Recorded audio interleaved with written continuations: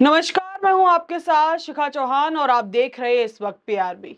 Iran और Israel युद्ध के बीच अमेरिका का कूदना और ऑपरेशन मिडनाइट हैमर के तहत ईरान के 3 परमाणु ठिकानों पर V2 बॉम्ब के जरिए हमला किए जाने पर पूरी दुनिया इस चिंता में आ गई थी कि अब क्या वर्ल्ड वॉर 3 शुरू हो जाएगा।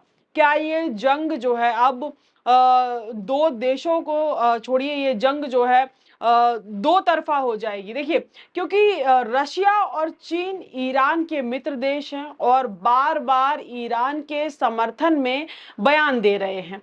अब इसी के चलते लोगों की निगाहें ईरान पर भी टिकी थी कि क्या सुपर पावर अमेरिका को ईरान जवाब देगा।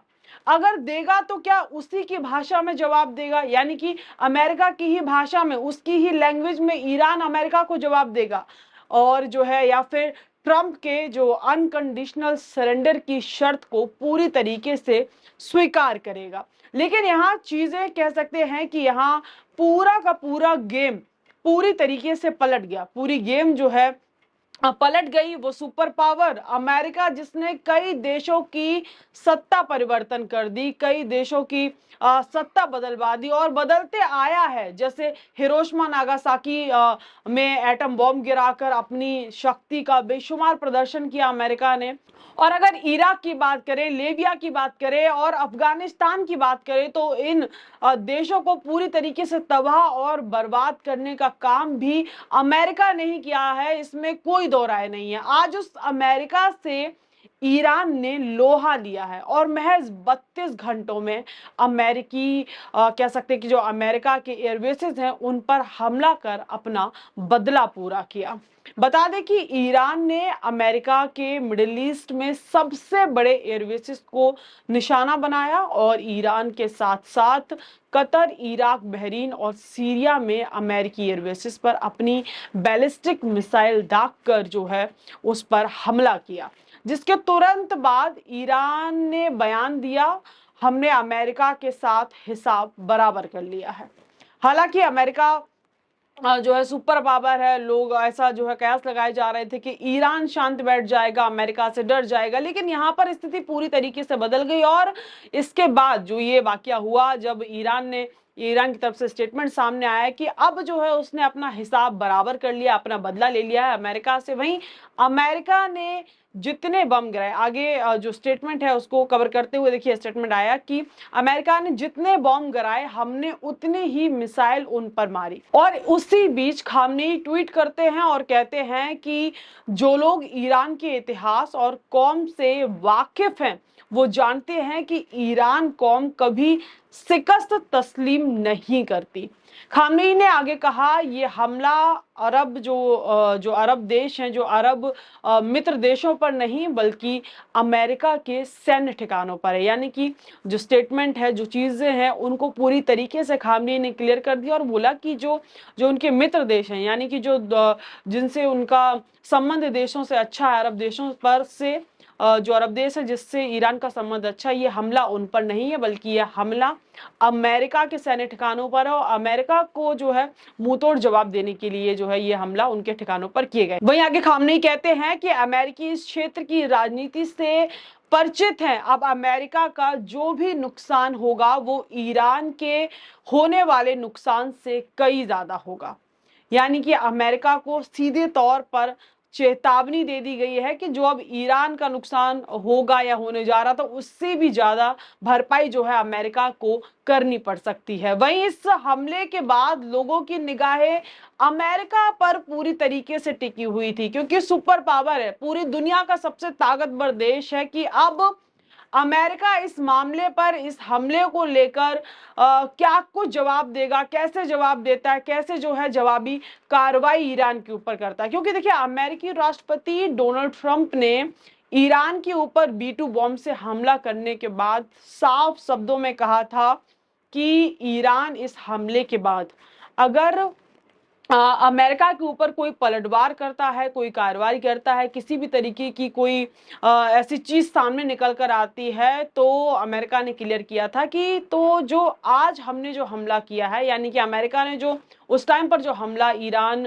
के जो है ठिकानों पर किया था, उससे दोगुने हमले से जो है अमेरिका ईरान को जवाब देगा। लेकिन अमेरिका के इस धमकी से ईरान डरा नहीं, बल्कि अमेरिका के एयरबेसेस पर लगातार कई हमले ईरान की तरफ से किए गए।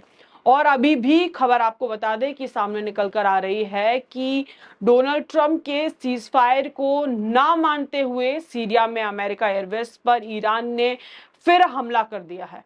और अब ईरान द्वारा अमेरिका पर हुए अटैक के बाद ट्रंप का फिर एक ट्वीट सामने आया है, जिसमें ट्रंप ने ईरान के द्वारा हमले को कम प्रभावी बताया और जानकारी दी कि इसमें जो है इस हमले में किसी भी अमेरिकी नागरिक को नुकसान नहीं पहुंचा है। यानी कि ट्रंप कह रहे हैं ये छोटा मोटा हमला था, कोई भी अमेरिकी नागरिक को नुकसान नहीं पहुंचा है, किसी भी तरीके की कोई ऐसी खबर सामने नहीं आई जिसमें अमेरिका के नागरिक घायल या जो उनकी मौत की खबर सामने आई हो। यानी कि ट्रंप कह रहे हैं छोटा मोटा हमला है।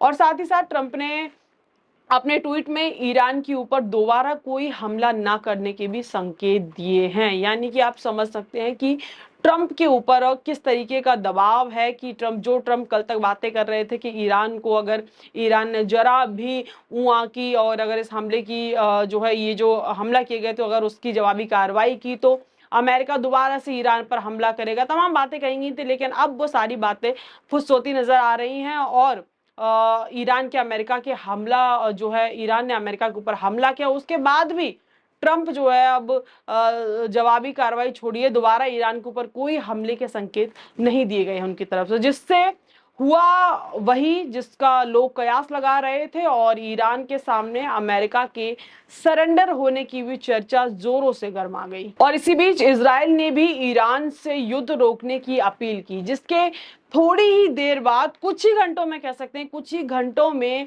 ट्रंप ने लगातार एक नहीं दो नहीं बल्कि चार ट्वीट किए और ईरान और इजराइल के बीच सीज फायर का ऐलान किया। देखिए ट्रंप किसी भी मुल्क के बीच जंग हो रही हो, ट्रंप कह सकते हैं एक नुमाइंदा बन के आ जाते हैं और हर किसी का बीच बचाव करने लगते हैं। जैसे कि अभी भारत पाकिस्तान का जब युद्ध छिड़ा था तब भी ट्रंप ने आके तुरंत ऐलान कर दिया सीज फायर और ये वो चीजें की ट्रंप ने रुकवाया। ऐसे ही सेम उसी तरीके से ही ट्रंप आए, ट्रंप ने ट्वीट किया कि सीज फायर हो गया है। लेकिन क्या हुआ, ट्रंप ने जो यहाँ पर बात कही थी उससे तमाम तरीके की बातें उठी।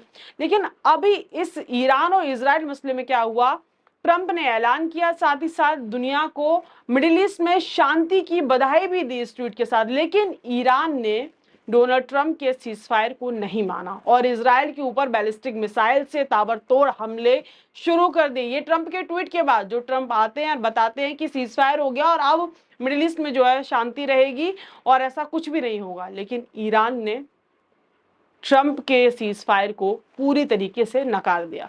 बता दें कि ईरान के इस हमले में जो है इजराइल से जो है 8 लोगों की मौत हुई है। इस खबर की पुष्टि हुई है कि 8 लोग जो इस हमले में इजरायली लोग मारे गए हैं। तो वहीं कई डरावनी तस्वीरें इजराइल से इस वक्त जो है सामने निकल कर आ रही हैं। इन सबको देखते हुए ट्रंप ने फिर जो है ट्वीट किया और कहा कि the ceasefire is now in effect, please do not violate. यानी कि अब जो सीज फायर है वो इफेक्टिव होगी। हालांकि इजराइल ने चेतावनी दी थी कि सीज फायर का अगर ईरान जो है उल्लंघन करता है तो उसे जोरदार हमले का सामना करना पड़ेगा। अब आप जरा एक बारी बारी से देखिए, जरा वो तस्वीरें आप भी देखिए जो इस वक्त इजराइल से सामने निकल कर आ रही हैं।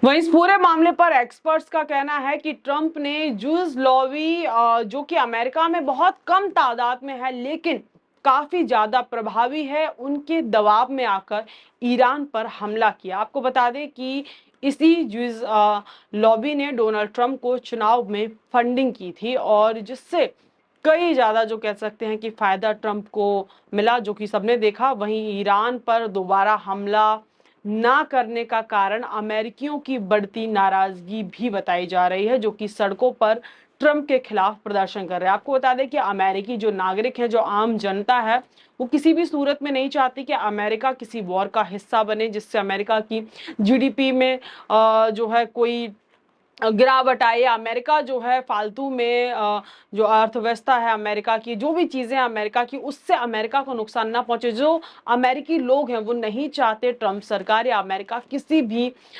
युद्ध का, वॉर का हिस्सा बने। इसी के चलते ट्रंप का जो है लोग उनके खिलाफ प्रदर्शन कर रहे हैं और जो ईरान पर हमला किया गया उसका समर्थन कहीं ना कहीं नहीं कर रहे हैं और जो अमेरिकी नागरिक हैं वो ट्रंप से नाराज हैं। बता दें कि अब तक मिडिल ईस्ट में ट्रंप का सीज फायर लागू नहीं हुआ है। हालांकि ट्रंप कई बार ट्वीट कर चुके हैं, बता चुके हैं, लेकिन उनकी बात को नहीं माना गया। सुपर पावर जो है अमेरिका, उसकी बात को पूरी तरीके से नकार दिया है ईरान ने। और कब तक ये जो सीज फायर है वो लागू होता है और होता भी है या नहीं लागू होता, ये तो वक्त ही बताएगा। हालांकि ईरान और इजराइल के बीच जो तनातनी से शुरू हुआ मामला अब कौन सा और भयानक रूप लेता है, ये देखना भी काफी दिलचस्प होगा। तो इसका बस इतना ही, लेकिन आपकी क्या राय है इस पूरे मुद्दे पर कमेंट सेक्शन में अपनी प्रतिक्रिया हमें देना बिल्कुल भी ना भूले। तब तक के लिए मुझे दी इजाजत, बहुत बहुत धन्यवाद और देखते रहिए PRV।